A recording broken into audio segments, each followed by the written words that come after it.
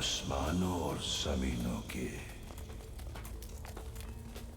तमाम लश्कर अल्लाह ही की मिल्कियत है और अल्लाह ही हिकमत वाला है।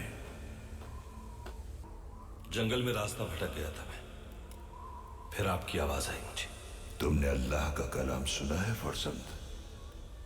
अल्लाह ने अपना कलाम इसीलिए भेजा है कि हम रास्ता न भटके।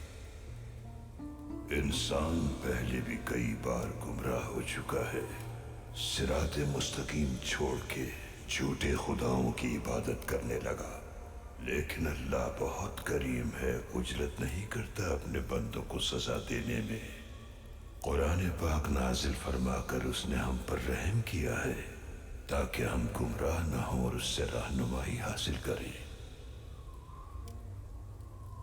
पैगंबर अकरम को हमारा रहबर बनाया, जिन्होंने उनकी पुकार पर लब्बैक कहा और सिरात मुस्तकीम पर कायम रहे। कुरान पाक की तालीमात से वही फैज पाते हैं, वही खुशनसीब इस जिंदगी और अबदी जिंदगी के फाते हैं।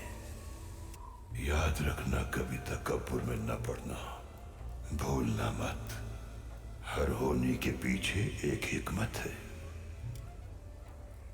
अल्लाह नफ्स की गुलामी और शैतान की पैरवी से मुझे हमेशा महफूज फरमाए।